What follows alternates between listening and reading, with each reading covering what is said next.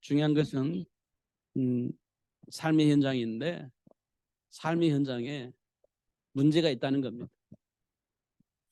그런데 단순한 문제가 아니고 해결할 수 없는 문제가 우리 삶 속에 있다는 겁니다. 근데 안 만나면 참 좋겠는데 만나지게 된다는 거예요. 그럼 우리는 그 문제의 원인과 배경을 알아야 해결책을 찾을 수가 있습니다. 근데 원인을 몰라. 그러면 해결책을 찾을 수가 없죠. 어, 그게 이제 우리 삶 속에서 문제를 만났을 때 이렇게 반응을 합니다. 원인을 모르는 병. 그러면 무슨 병이라고 하죠? 불치병. 이렇게 얘기를 하지 않습니까? 원인을 몰라. 그러니까 문제를 해결할 수 있는 방법도 모른다는 겁니다. 그래서 우리는 뭐라고 말하냐? 불치병에 걸렸다. 이렇게 얘기를 하는 겁니다. 요즘 뉴스를 가끔 보면 우리나라에 무슨 병이 그렇게 많냐? 그게 이제 암이라고 하죠. 암. 뭐 아프다고 하면 암이래요. 돌아가셨다 하면 암으로 돌아가셨대요. 대부분은 그렇게 말들을 합니다. 그만큼 많아진 병이 뭐냐? 암이라는 겁니다. 근데 왜 해결이 안 돼요? 다 확인하는데요. 원인을 몰라. 원인을 모르는 겁니다. 이 암이 왜 발생했는지 원인을 몰라. 많은 사람들 스트레스 때문에 그래. 그렇게 얘기를 하지 않습니까? 스트레스. 안 받으면 되지. 안 받을 수가 없잖아요. 스트레스를 안 받을 수가 없잖아. 그 스트레스가 어디서 와요? 몰라. 왜냐? 정신병이니까요, 그게요. 정신 문제잖아요. 정신 문제. 스트레스가. 그 원인이 몰라. 몰라. 스트레스를 안 받을 수가 없어. 다시 말하면 암 발생을 막을 수가 없다는 거예요. 스트레스가 근원이라면 막을 수가 없다는 겁니다. 왜 원인을 모르니까요. 그게 이제 그러면 어떻게 해요? 감당이 안 되는 거죠. 어떤 의사는 그렇게 얘기를 하더라고요. 그 방사선 쓰면 안 돼. 그 잘못된 방법이야. 이런 의사들도 있어요. 암 치료하려면 우리는 방사선을 맞아야 되잖아요. 근데 어떤 의사는 그거 가짜예요. 그거 맞으면 안 돼. 이렇게 하는 사람들도 있습니다. 그게 어, 그냥 그냥 떠돌이 하는 사람이 말한 게 아니고 그쪽 방향에 박사가 하는 얘기들이에요. 그 말은 무슨 말이에요? 나름대로의 어떤 하면 안 된다라고 하는 그런 뭔가를 가지고 있었던 거예요. 가지고 있는 거예요. 근데 그거 안 하면 죽는데요. 그러니까 사람들은 죽는 것보다 나으니까 해야 돼라고 얘기를 하는 거예요. 그래서 낫는 사람도 있고 치유받는 사람도 있으니까요. 그러면 중요한 것은 원인을 발견하는 것이 가장 중요하잖아요. 스트레스를 하면서 안 받으면 되잖아요. 그 문제가 무슨 문제냐 몰라. 그게요 성경에 나와 있어. 하나님을 떠난 문제. 그게 하나님을 떠난 문제라는 겁니다. 그 문제가 왜 왔어요? 사단이 계속 왜곡하니까 오는 겁니다. 그러면 우리가 알고 있는 예수님 어떤 분이세요? 그 사단의 일을 멸하시고 하나님과 함께한 삶을 누릴 수 있도록 모든 것을 협약해 주신 분이에요.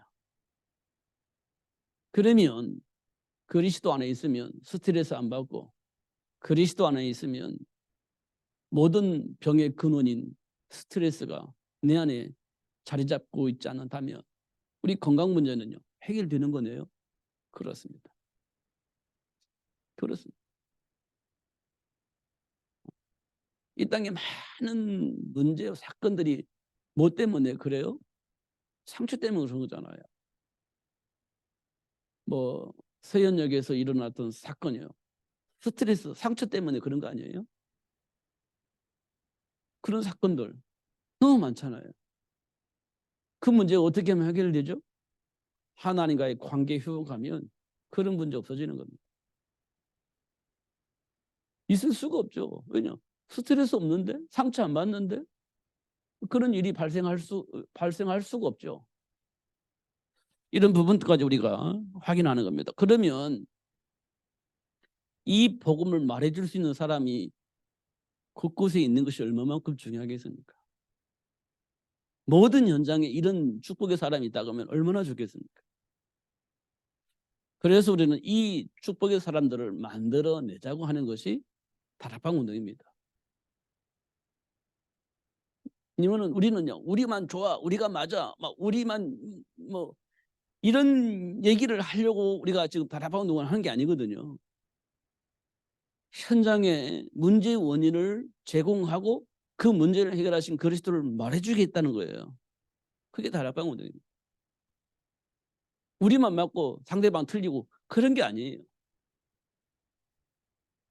우리가 좀 구별하기 위해서 쓰는 단어이지만 저는 맞지 않는다라고 쓰거든요. 그게 뭐냐? 기존교회. 이건 맞는 말이 아니에요. 우리는 살리려고 하는 거예요. 이걸 이간질하는 거 아는 거 아니에요. 차별하는 것도 아니고요.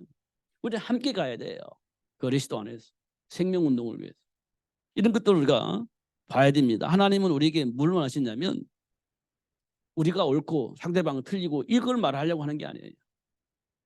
하나님의 형상대로 지음받은 우리는 하나님과 함께 이 세상 모든 현장에 사단의 조직을 무너뜨리고 이간질하는 사단을 왜곡하는 사단을 무너뜨리고 하나 회복하는 거예요. 그럼 이간질 당하지 말아요. 성공한 사람과 가난한 사람, 실패한 사람 이간질 당하기 쉽거든요. 이간질 당하지 말아요. 이간질 해도 안 돼요. 가지고 있는 사람과 가지고 있지 않은 사람 이간질 당하기 쉽잖아요. 이간질 당하면 안 돼요. 이간질 해서도 안 돼요.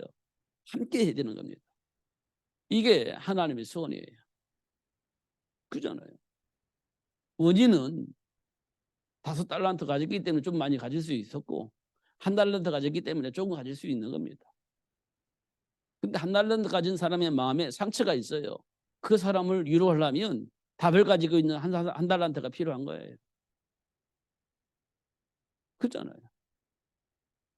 그런데 1달란트 가지고 무시하고 5달란트 가졌다고 막 교만하고 이러면 다 사단의 동료가 될 수 있는 거죠. 이런 부분도 우리가 좀 확인을 꼭 해야 됩니다.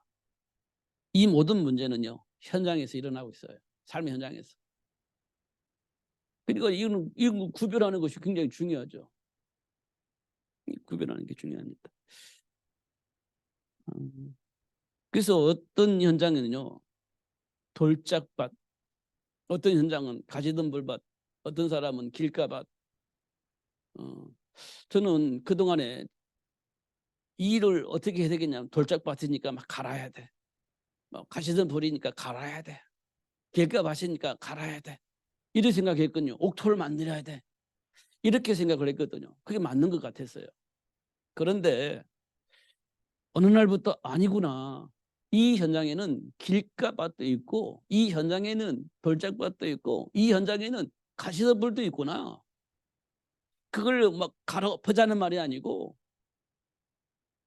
옥토를 통하여서 30배, 60배, 100배의 결실을 맺어서 하나의 나라를 회복을 하시겠다는 거구나. 이게 이제 제가 해석이 되진 거예요. 그러니까 현장에 나가면 길가밭 사람 만날 수 있잖아요. 아, 이건 길가밭이구나. 중요한 건 준비된 옥토가 있는 거예요. 사도 바울이 전도하다가 빌립보 지역 가니까 누가 있어요? 루디아, 옥토. 데살로니가 지역에 가니까 누가 있어요? 야손, 옥토. 고린도 지역에 가니까 누가 있어요? 브리실라 부부, 옥토. 나머지는 전부 다 핍박자, 말씀 받지 않는 자. 그렇게 자리 잡고 있는 거예요. 근데 야손을 통해서 고린도 지역이 복음화되어지는 거예요. 그 한 사람으로 인해서. 빌립보 쪽에는 루디 한 사람 때문에 빌립보 지역이 복음화되어지는 겁니다. 그 전에 보니까 누가 있어요? 귀신 들려 점하는 여종 하나가 그 지역을 장악하고 있잖아요. 그걸 다 회복시키는 겁니다. 누구를 통해서? 빌립보 지역의 루디 한 사람 통해서 그 현장을 살리는 겁니다. 옥토. 그래 감옥에는 누가 많아요? 죄인들이 많잖아요. 그 감옥에 누가 있어요? 간수, 옥토. 바울이 옥토를 간수를 만나서 복음 회복하고 그러면 그 간수가 뭐 했겠습니까? 그 감옥에 있는 죄수들에게 이 복음을 얘기할 거 아니에요. 정체성 회복할 수 있도록 그렇게 하나님이 하시는 겁니다. 그래서 현장에 전도 제자 만들어내서 현장 살릴 수 있는 시스템 만들고 결국 250년 만에 로마를 복음으로 바꿨잖아요. 하나님은 지금 그렇게 역사하고 계시는 겁니다. 있는 사람은 없는 사람을 도와주고 부족한 사람은 넉넉한 사람에게 도움을 받고 합력하여 손을 이뤄 나가시는 하나님의 역사를 우리는 현장에서 누릴 수 있어야 돼요. 이게 굉장히 중요한 겁니다.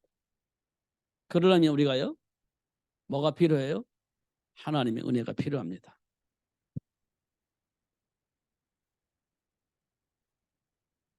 하나님의 은혜가 절대 필요해요. 그래야 뭘 알아들을 수 있어요? 말씀을 듣게 되어집니다. 말씀을 듣게 돼요. 하나님의 은혜 없이는 말씀을 듣지 못합니다. 이제는 조금씩 이제 보이는 것 같습니다.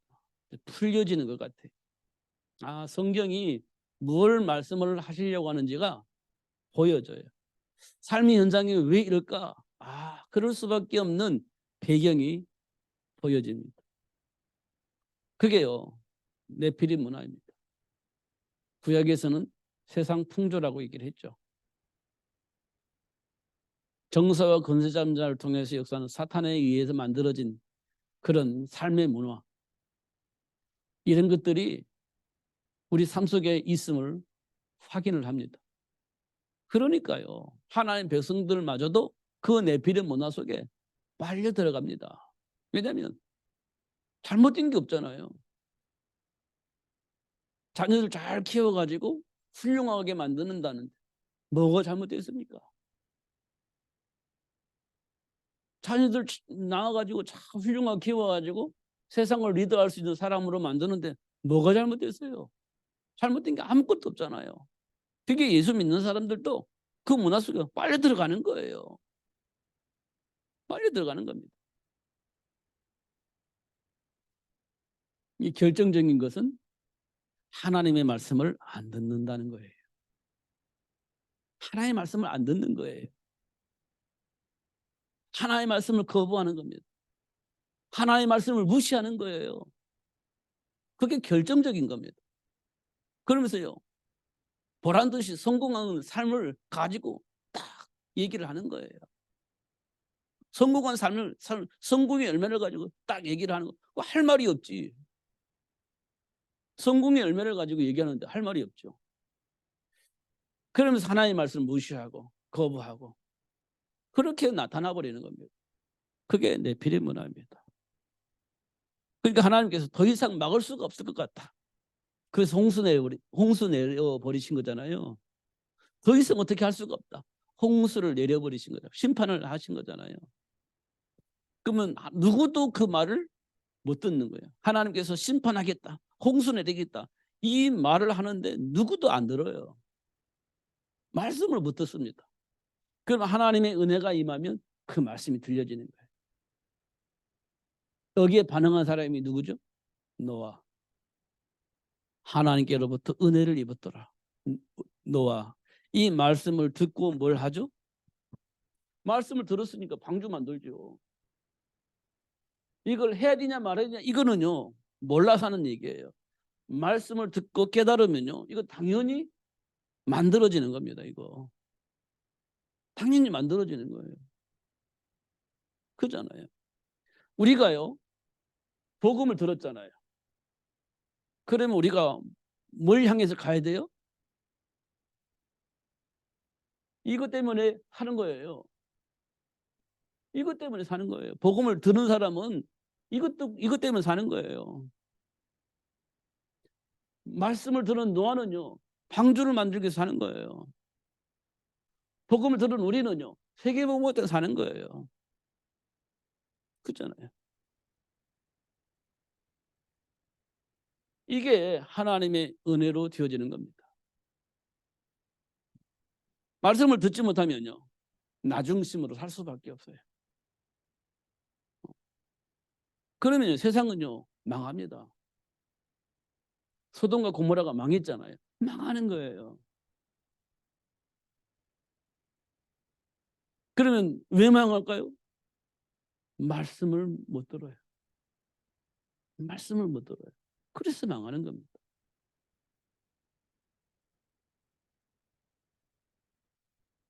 그러면 하나님께서 망하고 있는 우리에게 자꾸 뭘 주죠?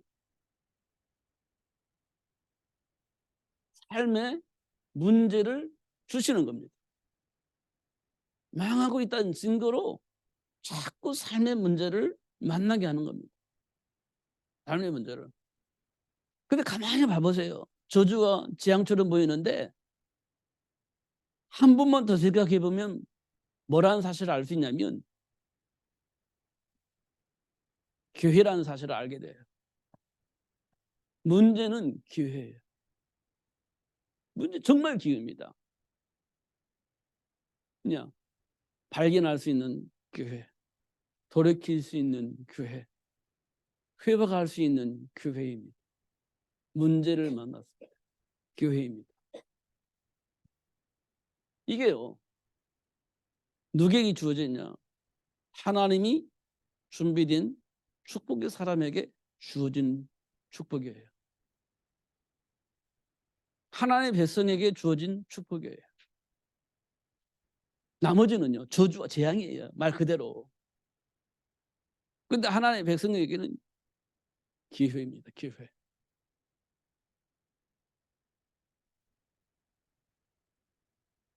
어떤 걸 알게 돼요?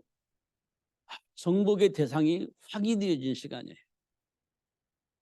하나님이 나를 왜 그렇게 축복해 주시는지 축복을 확인할 수 있는 기회입니다.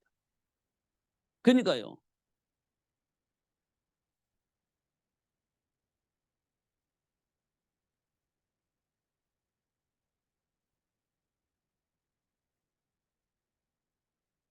우리는 이걸 축복이라고 하잖아요. 축복은요, 권세예요, 권세. 정복하고 다스릴 수 있는 권세. 이게 하나님 우리에게 주신 축복이에요. 근데 우리는 뭘 생각하냐? 축복하면 잘 먹고 잘 사는 거, 성공하는 거, 이걸 축복이라고 생각하는데 사실 그렇지 않아요. 하나님 주신 축복은요, 정복하고 다스릴 수 있는 권세를 누리는 거예요. 근데 그 안에 뭐가 와요?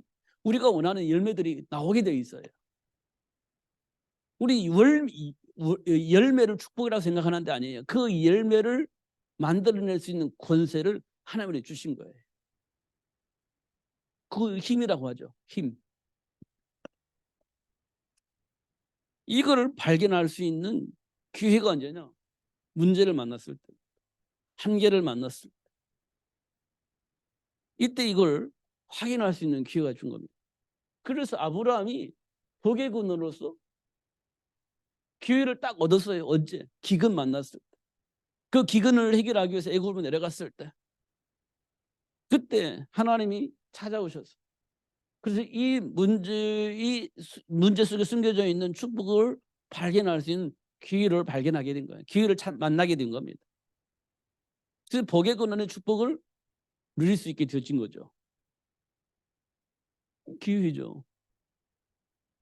우리가 잘 알고 있는 베드로, 예수님을 저주하면서 모른다고 했는데 알고 보니까 사람 낳는 어부, 세계를 복음할 수 있는 렘넌트를 양육할 수 있는 복을 베드로가 가지고 있었는데 몰랐던 겁니다. 그래서 그걸 발견하고 누릴 수 있도록 하나님이 축복하셨어요. 그게요, 기회입니다. 언제예요? 예수님을 저주하면서 모른다고 했을 때, 그때가 기회였습니다. 내게 주어진 복이 무엇인지 발견할 수 있는 응답의 시간표였어요. 맞잖아요. 그래서 네가 나를 사랑하냐? 그럼 내 어린 양 먹이라. 이 말이 무슨 말인지 이제 비로소 알게 되어지는 겁니다.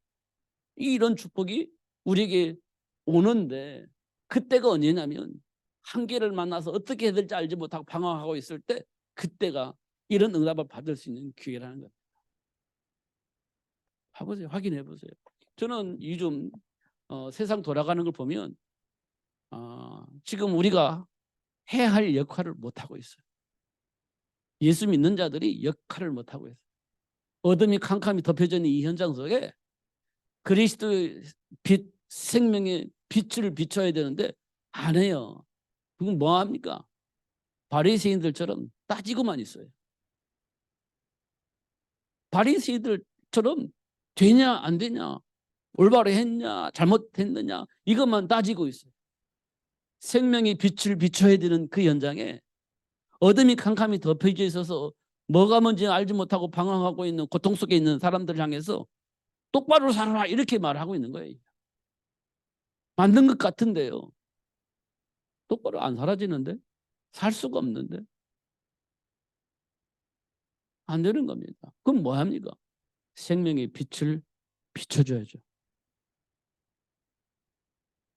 그 역할을 우리가 지금 못하고 있는 거예요.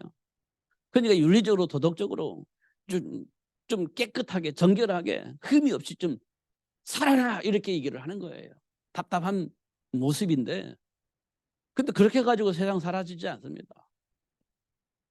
이런 것도 우리가 확인해야 돼요. 그래서 우리는 지금 우리를 뭘 만났다? 기회를 만났다.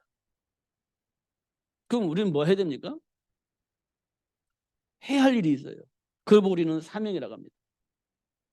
사명이 있어요. 뭐가 있죠? 방주 만들어야죠. 방주 만들어야 됩니다. 그래 살아요. 방주 만들어야 돼요. 그래야 삽니다. 그럼 뭐 해야 됩니까? 렘넌트 준비해야 돼요.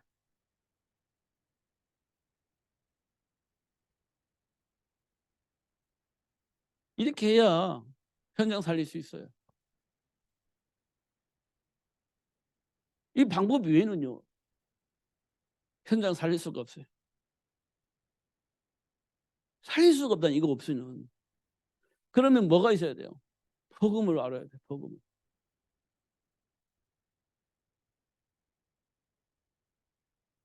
그러면 이제 귀임을 알게 돼요. 그럼 뭐 합니까? 준비하죠. 준비를 하기 위해서 하나님 뭘 준비하냐? 부모를 불러요. 첫 번째 부모 아담과 하와.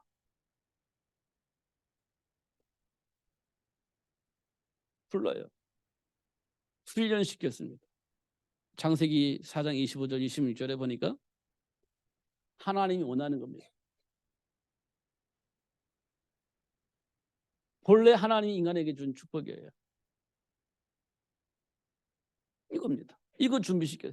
이게 창세기 3장 사건과 창세기 4장 사건 이후에 하나님 준비한 열매예요.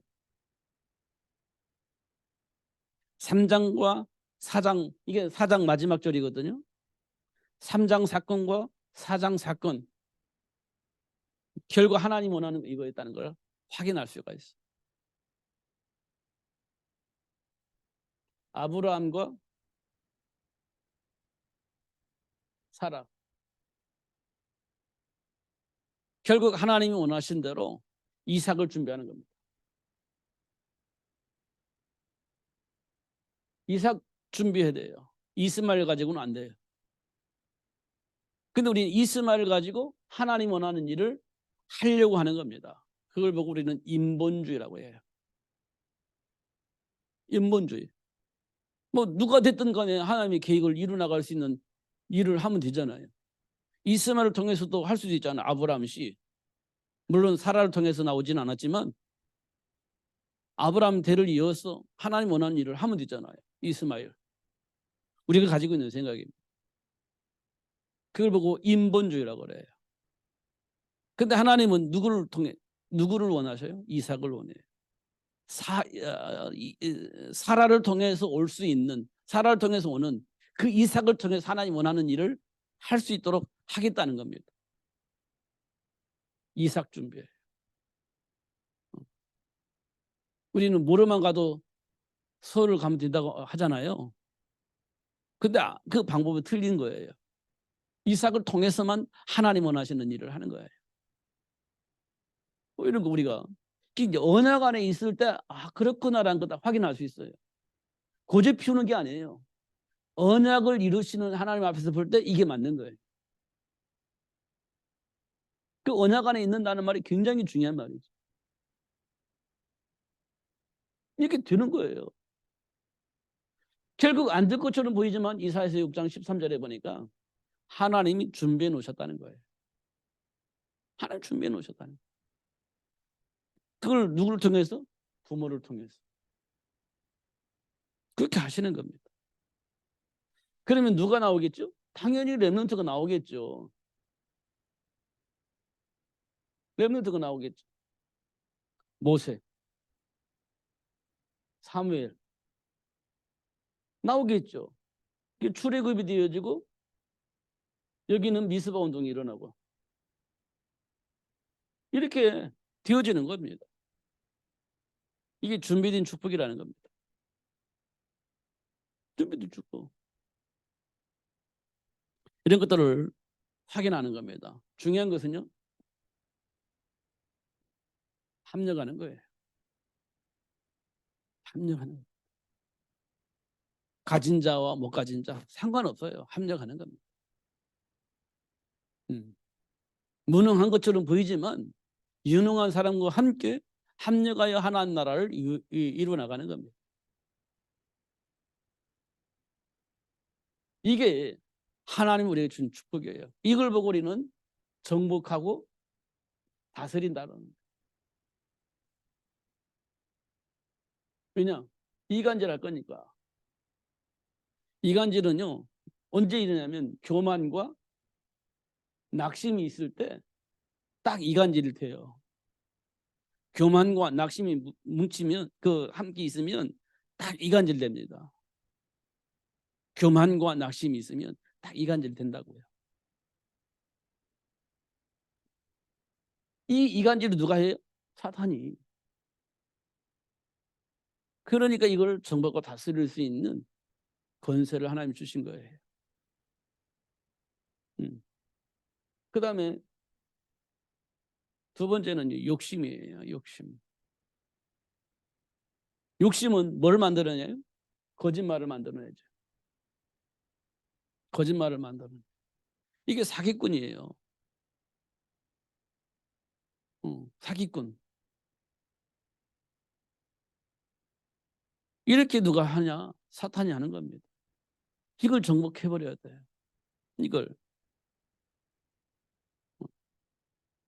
이거 안 되면 당하는 거예요. 사기꾼은요, 당하거든요. 당합니다. 안 당할 수가 없어요.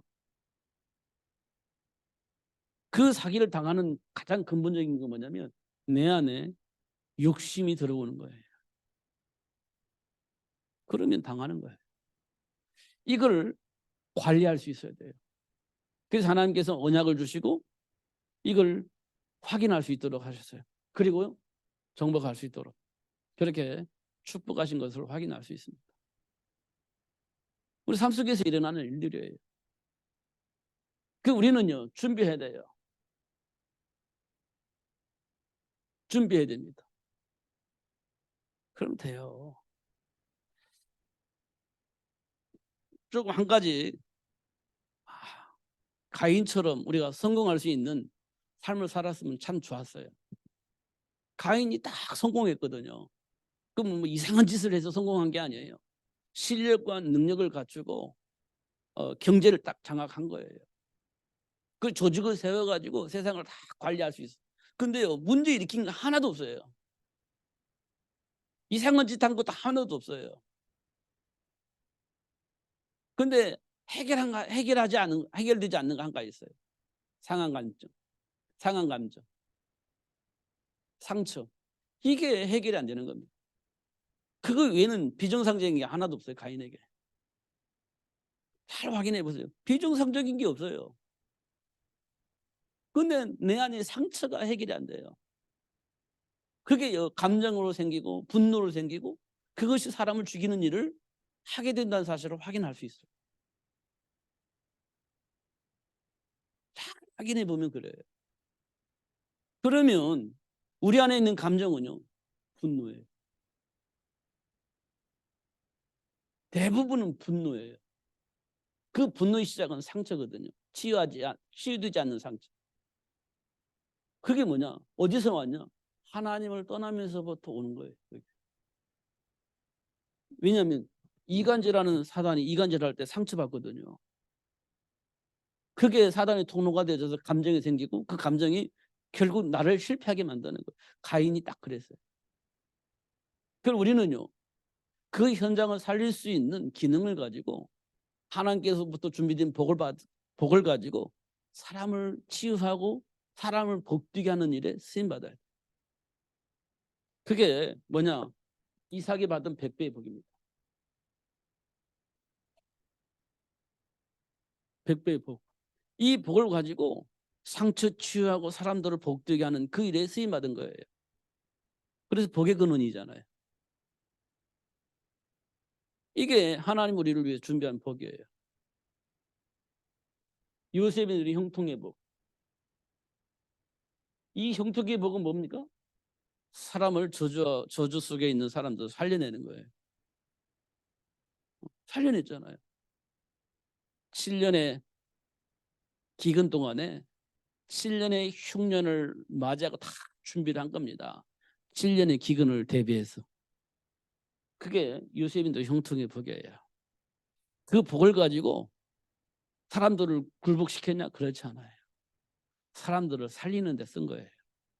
복되게 하는 데 쓰는 거예요. 그게 요셉이 누린 복입니다. 그를 위해서 우리는 준비를 해야 됩니다. 그를 위해서. 그래서 하나님께서 주신 달란트를 가지고 이 복을 누릴 수 있는 렘넌트 준비해줘. 당연히. 이걸 우리가 확인해야 됩니다. 그래서 어떻게 해요? 합력하여 손을 이루어 나가시는 하나님의 역사 앞에 증인으로 서는 거예요. 그게 하나님이 지금 우리에게 원하시는 일입니다. 지금도 우는 사자처럼 삼킬 자를 잡고 있는 사탄이 우리를 공격한다고 했습니다. 어떤 것을 통로로 삼냐고요? 염려로. 염려되는 그것으로 통로 삼고 우리를 공격한다고 했어요. 해결 방법은요, 예수님께 맡기라는 거예요. 예수님께 맡기라는 거예요. 그렇지 않으면 어떻게 된다고요? 사단의 공격을 받아서 망하게 된다는 걸 말하고 있어요. 사단의 공격을 받게 된다는 거예요. 그럼 망하는 거지. 예수님께 맡기면요, 사단이 공격할 수 있는 통로가 사라지기 때문에 사단이 우리를 무너뜨릴 수가 없다는 겁니다. 이렇게 말씀을 하고 계십니다. 성령이 너 속에서 우리가 가지고 있는 고정관념, 뭐 이래도 되고 저래도 되고 이런 거 말고요, 하나님이 정말 원하신 거 찾아서 인도받는 거예요. 그 순종하는 겁니다. 그게요, 정말 중요한 겁니다. 정말 중요한 거예요. 각인된 거 말고, 고정관념 말고, 그럴 것이다라는 생각 말고, 그래도 괜찮아 생각 말고, 지금 하나님이 원하신 거 찾아서 가는 거예요. 인도받는 겁니다. 그러려면 기도해야죠. 이보다 더 중요한 건 없어요. 정말 중요한 겁니다. 그러면 어떤 일이 벌어지겠냐? 어느 날 역할을 해야 할 그 시간표 만나면 반드시 살아계신 하나님이 함께 하시는 증거를 가지고 증인으로 설 수 있는 날이 오게 될 겁니다. 반드시 오게 될 겁니다.